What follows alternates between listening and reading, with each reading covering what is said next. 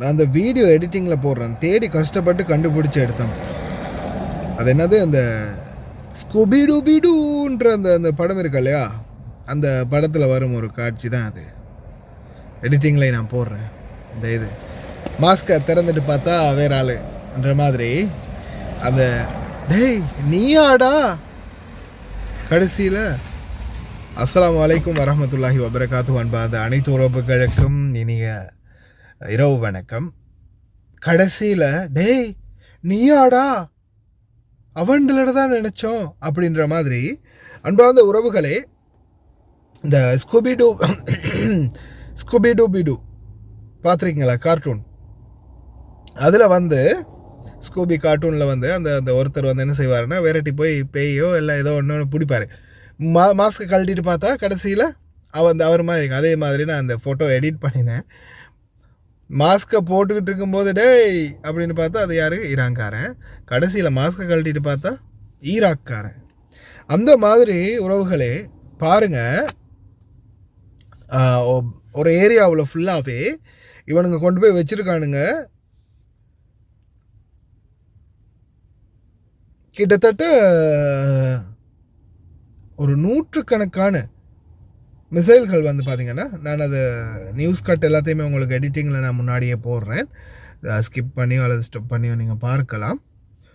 100கணக்கான மிசைல்கள் எல்லாமே பார்த்திங்கன்னா எங்கேருந்து, ஈராக்கில் இருந்து, அதாவது குவைத்துக்கு அடிக்கிறதுக்கு ஈராக்கில் இருந்து செட் பண்ணி வச்சுருக்கானுங்க. அதாவது இதை வந்து பஷ்ராவில் இருக்கக்கூடிய ஈராக் டீம் வந்து கண்டுபிடிச்சிருக்காங்க. கண்டுபிடிச்சி உடனடியாக அதை வந்து தவிர்த்திருக்கிறாங்க. கடைசியில் அவன் அடிக்கிறான்னு பார்த்தா கடைசியில் இவன் தானே பக்கத்தில் இருந்துருக்கிறான், பக்கத்தில் இருந்து இவன் தானே அந்த வேலை பார்த்துருக்குறான் அப்படின்ற மாதிரி ஆகிருக்குது மக்களே. கடைசியில் அவன் அனுப்பலை, அனுப்பினது இவன் தான். கேப்பில் கிடா வெட்டியிருக்கானுங்க. அதே மாதிரி எனக்கு இப்போ ரீசெண்டாக இந்த இவங்களுடைய எல்லை பிரச்சனை ஒன்று போயிட்டுருக்குது இல்லையா, இந்த எல்லை பிரச்சனை சம்பந்தமாக ஒரு வீடியோ ஒன்று ஒருத்தர் பப்ளிஷ் பண்ணியிருந்தார். அந்த வீடியோவும் பார்த்தேன். அதுலேயும் வந்து நிறைய தகவல்களை மென்ஷன் பண்ணியிருந்தார்.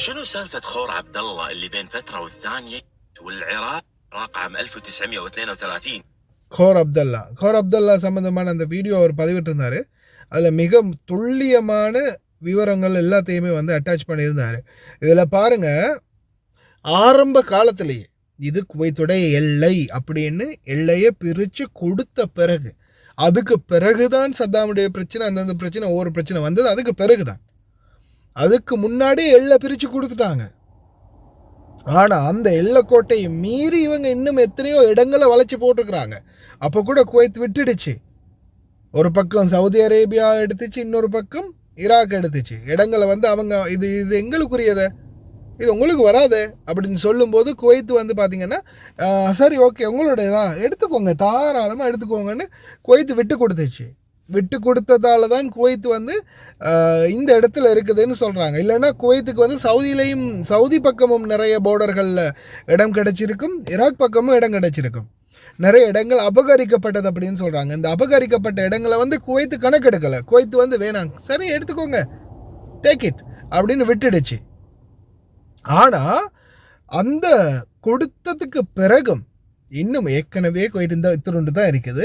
ஆனால் இன்னமும் பார்த்திங்கன்னா அதுலேயும் சுரண்டுறதுக்கு ஈராக் முயற்சி பண்ணுது.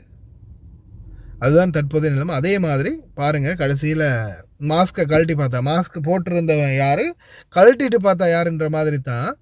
அங்கேருந்து வருதுன்னு பார்த்தா கடைசியில் இங்கேருந்து எல்லாம் வந்திருக்குது. திருட்டு பயல்களா, இதுதான் நிலைமை. அல்லா தான் பாதுகாக்கணும். அந்த வீடியோ கடைசியில் போடுறேன் உங்களுக்கு. நீங்கள் வந்து அரபி தெரியாட்டியும் அந்த வீடியோட காட்சிகளை பாருங்கள், அப்போ உங்களுக்கு புரியும். شنو سالفة خور عبد الله اللي بين فترة والثانية يتجدد الحديث عنها وتسبب تشنج من بعض السياسيين والأحزاب في العراق، وأحيانا تصير تعبئة شعبية ما ندري إذا كانت منظمة وممنهجة في العراق ضد الكويت؟ خلوني أول شيء أعطيكم وين وصل الموقف القضائي وآخر التطورات في قضية خور عبد الله داخل العراق. رئيس جمهورية العراق عبد اللطيف رشيد ورئيس الوزراء العراقي محمد الشياع السوداني تقدموا بطعنين منفصلين أمام المحكمة الاتحادية العليا في العراق على قرارها اللي أبطل القانون رقم 42 لسنة 2013 بشأن تصديق الاتفاقية بين حكومتي العراق والكويت واللي يقتضي تنظيم الملاحة في خور عبد الله. وطالبوا الرئيس العراقي ورئيس الوزراء بالعدول عنه وإعادة الاعتبار للاتفاقية المبرمة بين البلدين. يعني المحكمة الاتحادية العراقية ألغت الاتفاق بين الكويت والعراق على خور عبد الله، والرئيس ورئيس الوزراء يطالبونها بالعدول عن قرارها من خلال طعنين اللي تقدموا فيهم. الحين احنا في منشور راح نعرض لكم الوثائق